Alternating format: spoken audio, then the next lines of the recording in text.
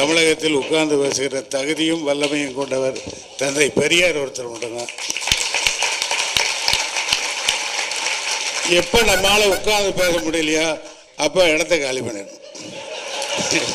இது என்னுடைய பாலிசி. இதெல்லாம் ஏதோ மைக் கிடச்சிருச்சுங்கிறதுக்காக சொல்கிற பொழுகல்ல. ஏன்னா நான் அரசியல்வாதி அல்ல. நான் தம்பி சிந்தமன் சீமான் ஓட்டிருக்கேன். பொய்யெல்லாம் பேச மாட்டேன். நானும் என்னுடைய உயர் நண்பன் சபாபதியும் கணவனும் மனைவி மாதிரி என்னுடைய முதல் படத்துலேருந்து அவன் எனக்கு ஒளிப்பதிவாளராக இருந்தான். அப்போ நான் கேட்பேன், ஏண்டா சபா இப்படியே போயிட்டுருக்கு நம்ம காலம், என்ன தான் ஆகும், என்ன ஆகும்னா அப்படிம்பேன். இல்லை சினிமாவை தவிர ஒரு அளவு நமக்கு தெரியாதே, பெட்டி கடை வச்சாலும் கூட நாம் லாஸ் பண்ணிடுவோமேடா, என்னடா பண்ணுவோம்னு சாகிற வரைக்கும் டயட் பண்ணுவோம்டா. கிழவனாய் டயட் பண்ணுவோம், லவ் சீன் எடுப்போம். கிழவனாய் எப்போ லவ் சீன் பண்ணுவோம், சிறு வயசில் பண்ணிடுவோம்ல, அதையே போடுவோம். அதுக்கு மேலே எவன்டா இப்போல்லாம் லவ் பண்ணுறான் அப்படிம்பாங்க. வீல் சேரில் வந்தாவது டைரக்ஷன் பண்ணுவோம், தடி யூனிட் வந்தாவது டைரக்ட் பண்ணுவோம். இன்றைக்கு நக்கலும் நையாண்டியும் அது மட்டும் இல்லாமல் ஸ்க்ரீன் பிளே எப்படி எழுதுறதுங்கிறத நான் கற்றுக்கிட்டது என் அன்பு சகோதரர் பாக்யராஜ் அவர்கிட்ட தான்.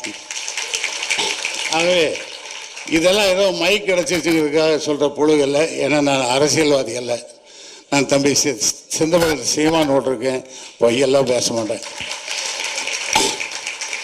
இந்த மாதிரி வாய்ப்பை பயன்படுத்தி நம்முடைய எண்ணங்களை பதிவு செய்ய முடியுங்கிறதுனால நான் சொல்கிறேன். பாரத ராஜாவுக்கு என் மேலே நம்பிக்கை கிடையாது டைரக்ஷன் பண்ணுவேன்னு. இவெல்லாம் எங்கேயும் டைரக்ட் பண்ணுவேன். அவரை தவிர எல்லாத்தையுமே அப்படி தான் சொல்லுவார்.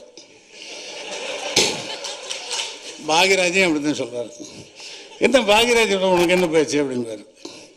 இல்லைங்க, ரெண்டு பேரும் ஒரே ஊருக்காருங்க, ஒன்று பண்ணா வந்தால் ஒன்றா சுற்றிட்டு இருக்கோம். யோ அவங்ககிட்டலாம் நீ வச்சுக்கார, அங்கேயே போகிற நீ சும்மா போய் இந்த வேலையை வச்சுக்காரன்ட்டு 2 நாளைக்கு பேச மாட்டார். அந்த மாதிரி டைரக்டர் அவர். இப்போ அவர் நிச்சயமாக சிபாரிசு பண்ணி எனக்கு முதல் பட டைரக்ஷன் சான்ஸ் கிடச்சிருக்குன்னு நீங்கள் சொன்னாலும் கூட நம்பிடாதீங்க. என்னை அடையாளம் கண்டு கொண்டு இப்போ டைரக்டர் பண்ண படங்களில் கூட இளையராஜா அவர்களுக்கு கதை சொல்கிறது நான் தான், பாடலுக்கான சூழலை சொல்கிறது நான் தான். அதனால் ஏதோ என்னை அறியாமல் என் மேலே ஒரு ஒரு கூர்ந்து கவனித்த வந்த இசைஞானி இவன் நல்லா வருவான் அப்படின்னு நம்பி மறைந்த மாபெரும் எழுத்தாளர் கலைமணி அவர்களை கூப்பிட்டு மணிவண்ணனை டைரக்டர் ஆக்கி எடுங்கன்னு சொல்லி எடுத்த படம் தான் கோபுரங்கள் செய்வதில்லை. நான் நினைத்தது நடக்க வேண்டும், கடுமையாக உழைக்கணும். அதை கற்றுக் கொடுத்தவர் என் இயக்குனர் குருநார் பாரதிராஜா தான். நான் 5 மணிக்கு எழுந்திரிச்சிருவேன். 5:30 மணிக்கு குளிச்சுட்டு வந்து ஹோட்டலில் முன்னாடி உட்காந்துக்குவேன்.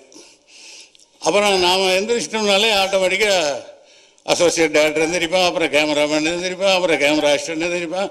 கடற்கடன்னு வேலை நடக்கு. 7 மணிக்கு முதல் ஷாட் எடுத்துருவோம்.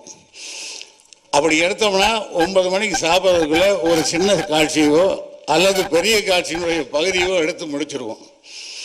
அந்த நம்பிக்கையில் தான் நம்ம உழைக்கிறோம். ஏன்னா சினிமாவை தவிர வேறு நமக்கு எந்த யோசனையும் கிடையாது.